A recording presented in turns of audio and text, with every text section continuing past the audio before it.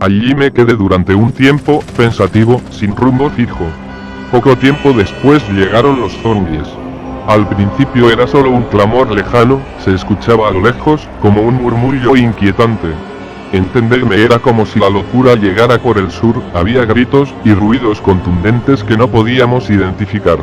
Pero el clamor iba increciendo, y eso minaba el ánimo de la gente. Era tan evidente que algo llegaba, que más de uno sacó su coche como pudo de la interminable hilera y lo condujo fuera de la autovía, por las colinas gigosas de los campos de alrededor. Después de unos minutos llegó gente corriendo. Eran los primeros. La gente les preguntaba al pasar, querían saber, pero ellos no se detenían, no gastaban aliento en soltar palabra.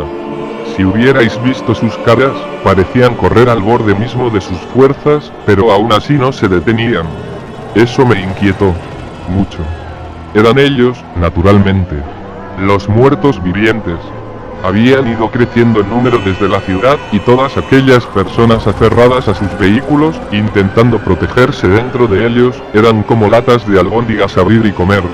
Los que morían volvían a la vida muy poco tiempo después, y se sumaban a la barbarie. Fue una carnicería, y se extendió tan rápidamente que muchos no pudieron ni reaccionar. Algunos se tiraron al monte por el lado donde yo estaba, pero aquella era una zona escarpada con numerosos cortados, y era de noche. Y si había luna, no lo recuerdo, pues el humo de los incendios había teñido con un espeso manto el cielo, así que decidí no seguirles. En lugar de eso crucé la mediana y me tiré campo a través de vuelta a la ciudad. No podía seguir corriendo por la carretera hacia el norte. Ese era el camino que casi todos seguían, pero sabía que no llegarían muy lejos. Se fatigaban, se rendían, los que estaban más al norte los detenían y les preguntaban, histéricos. Y todo eso frenaba su avance. No, me salí de la carretera. La colina que iba siguiendo llegó directamente de vuelta a Los Santos, a la circunvalación. Mientras bajaba, miré hacia atrás por última vez. Eran todos zombies corredores, ya sabéis, totalmente ebrios de sangre y gritos. Y qué fuertes eran. Los coches se sacudían violentamente ante sus zarandeos, ningún cristal aguantaba más de un empellón, las víctimas eran sacadas de sus vehículos por las ventanillas rotas, o perseguidas a una velocidad que ningún ser humano podría haber igualado.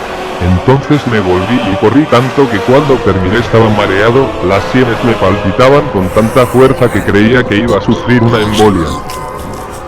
La primera noche me quedé escondido en una caseta de información a pie de obra, detrás de una mesa. Estaba agotado, tanto mental como físicamente. Al día siguiente las cosas parecían un poco más calmadas, y avancé como pude un par de calles. Ese mismo día, junto con otro grupo de supervivientes, encontramos a unos militares, los estaban sacando en helicóptero, me subieron a uno y me llevaron aquí, a San Fierro.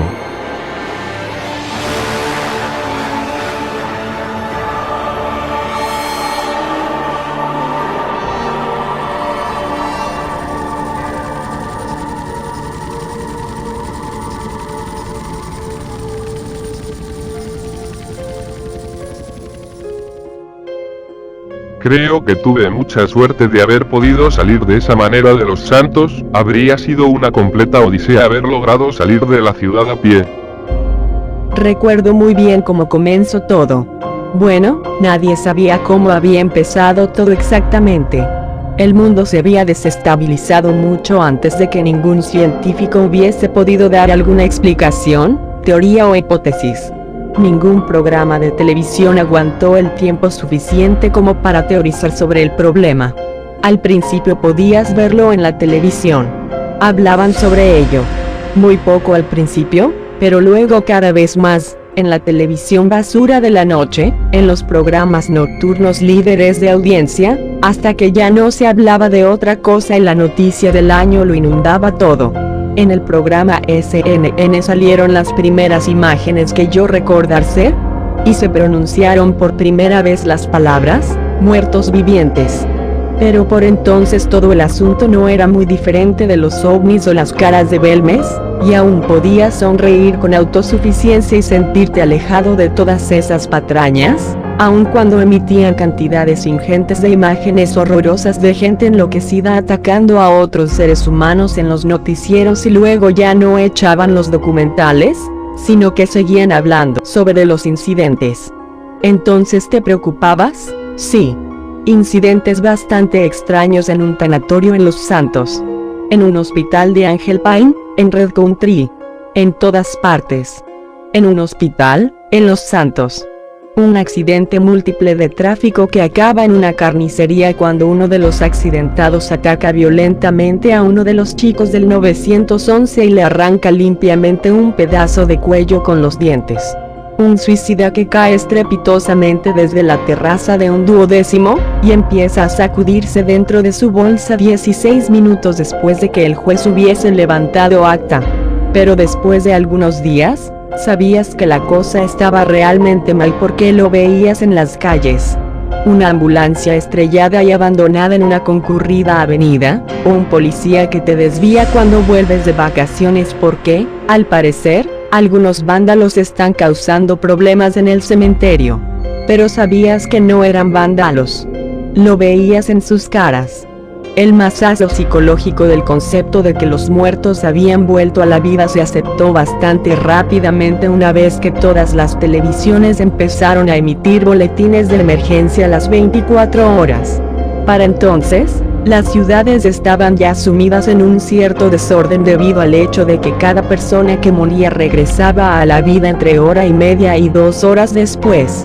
Los cementerios, hospitales, iglesias y el sótano oscuro y húmedo de algún geriátrico fueron controlados tan rápidamente como fue posible, aunque para entonces ya se habían registrado numerosos problemas. Cuando las escenas como esta se repetían en diversos puntos de una misma ciudad, las comunicaciones por móvil se resentían bastante. Después de algunas horas, era incluso imposible comunicar por teléfono fijo. Una locución automática informaba de saturación en la red. Vuelva a llamar más tarde. El día que se desató la locura, la zona fue inmediatamente impactada por el caos. Empezó en torno a las 10:30, cuando volvía de comprar algunas cosas del supermercado. Una ambulancia se había detenido en la rampa de entrada a la zona de urgencias, y 2 policías uniformados se llevaban a un hombre que luchaba por desasirse con inusitada energía. Había sangre en su rostro y en sus puños crispados, y la muchedumbre empezaba a arremolinarse a su alrededor. Venía en la ambulancia, comentaba una señora al grupo que la rodeaba. Justo entonces, un enfermero salió de la puerta de urgencias y corrió hacia los policías, gritándoles algo que no pude entender. Los policías se miraron, confundidos, luchando con visible esfuerzo por mantener sujeto al convulso detenido. Por fin, con algo de ayuda de un par de transeúntes, metieron al detenido en la parte de atrás del coche policial y, tras asegurar la puerta, siguieron al enfermero corriendo hacia el interior del centro sanitario. Pero casi todo el mundo seguía observando, en silencio, el coche de policía. Se sacudía con una violencia intimidatoria ante los persistentes embates de su pasajero. Desde la distancia podía ver una tormenta de brazos y piernas arremetiendo sin sentido contra paredes y cristales, mientras el coche se bamboleaba de izquierda a derecha, de adelante a atrás. Y entonces, se escuchó un fuerte y seco petardazo que levantó ecos entre las torres de edificios. Llevándose una mano al pecho, una señora dio un grito ahogado que fue seguido de un intenso silencio, solamente interrumpido por las arremetidas del preso en el interior del coche de policía. Cuando todas las cabezas se hubieron vuelto ya hacia la fuente de sonido, el edificio del hospital, empezó a llegar un sordo rumor increscendo, una algarabía bulliciosa de voces y gritos mezclada con una nueva serie de petardazos en cadena. Fue entonces cuando comprendí de qué se trataba. Eran disparos. Algunos de los curiosos trastabillaron, retrocediendo sin mirar atrás mientras un grupo numeroso de personas salía atropelladamente del hospital. Había angustia y terror en aquellas caras. Fue entonces cuando sentí una oleada de pánico. Una sensación sobrecogedora que nacía de algún punto indeterminado cerca de mi estómago y subía como un manantial hirviente hacia la base del cerebro, donde explotaba como una escalofriante alarma. ¿Está pasando?, pensé. Está pasando aquí y ahora. Realmente está pasando aquí en este mismo momento. Lo había visto en televisión, lo habían comentado en la cafetería, y en la sala de espera del centro de salud, pero ahora estaba ahí mismo. Aquello que estaba pasando, estaba ahí mismo, y me había sorprendido cruzando la calle. Sentí el irrefrenable impulso de correr muy lejos de allí. Si conseguía doblar la esquina, no tendría que ver nada de aquello. Si conseguía doblar la esquina tan solo, el hospital desaparecería de mi vista y podría volver a mi casa. Pasaría la mañana trabajando con el ordenador, y todo pasaría. Después de comer, todo habría pasado. Pero cuando doblé la esquina mezclada con la gente que corría en ambas direcciones a través del tráfico detenido, supe que algo estaba cambiando para siempre. Lo oí en el aire. Lo vi escrito en las caras de la gente. Lo notaba en mi propia piel. Anduve con celeridad hasta el portal y me encerré en la seguridad de mi hogar. Desde allí, la perspectiva era un poco mejor. La gente, o bien corría, o bien permanecía quieta formando grupos donde intercambiaban comentarios y señalaban en varias direcciones haciendo grandes aspavientos con las manos. Los coches formaban un gran atasco, y muchos de los conductores se habían bajado para otear en la distancia. Muchos señalaban en dirección al hospital. Aproximadamente 1 hora y 30 minutos más tarde, llegaron 2 coches patrulla.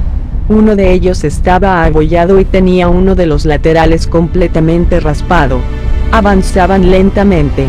Los 4 policías se apearon y se perdieron tras la esquina, en dirección al hospital. Allí a lo lejos, escuchaba sirenas, disparos, y un tropel ensordecedor de gritos y voces. Esa escena se prolongó con pocas variantes durante 5 horas más.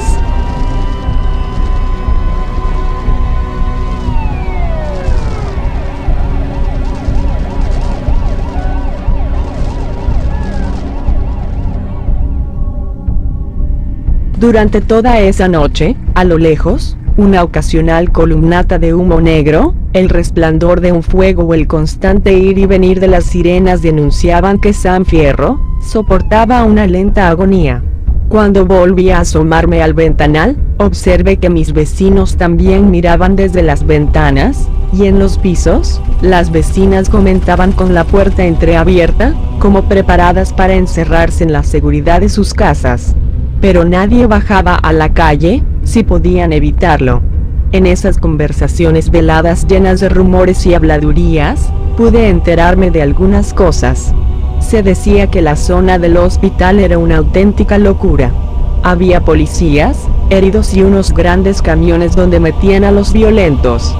También habían cerrado el tráfico y acordonado el edificio.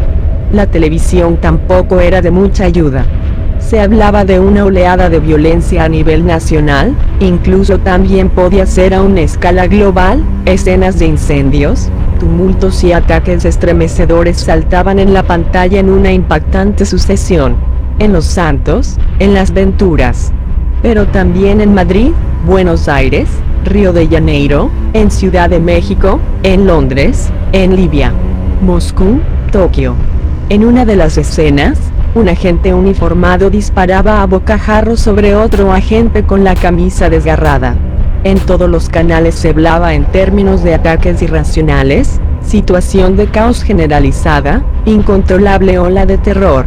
Esto apenas estaba comenzando aquí, en San Andreas, pero el caos y la incertidumbre se regaban a una escala mundial. El aeropuerto de Asterbay se convirtió en prácticamente una base militar. Cientos y cientos de efectivos llegaban a San Fierro todos los días, aviones y helicópteros cargados de militares de todo el país arribaban a San Fierro. Según el gobierno querían convertir a San Fierro en la ciudad más segura. La ciudad fue cerrada por los militares, la llamaban con el nombre clave de Utopía. Intentando mantener la infección alejada de aquí, los controles de sanidad eran increíbles, Pero ¿cómo poder mantener segura a su población de 4 millones? Más los miles de refugiados que llegaban a la ciudad, toda esa gente, todos esos refugiados estaban sobrepasando la infraestructura que el gobierno podía mantener en la ciudad. En cada esquina podías ver algún grupo de soldados o ver pasar algún convoy militar, o escuchar a los cazas de la Fuerza Aérea surcar los cielos. Todo parecía una locura.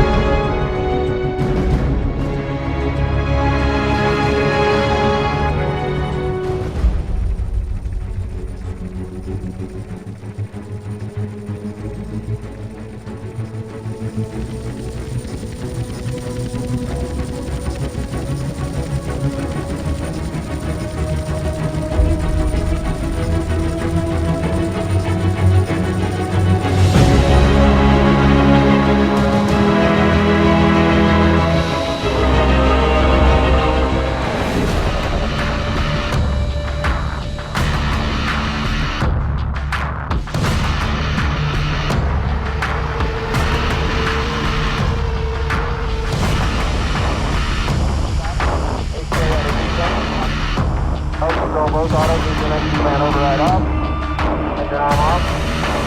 413 is in. We got to get down, Eagle. Listen, Tranquility Base here.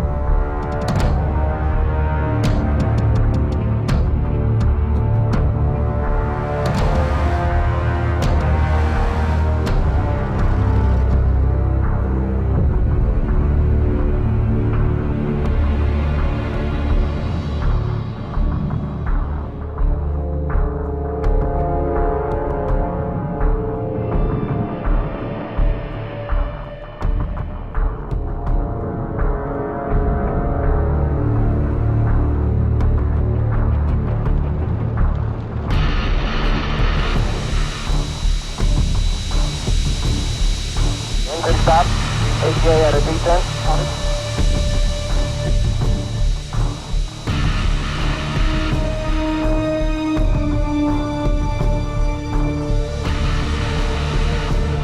Stop. AJ at a descent. Out control, both autos, descent, command override off. Engine arm off. 113 is in. We copy you down, Eagle. Listen, Tranquility Base here. The Eagle has landed.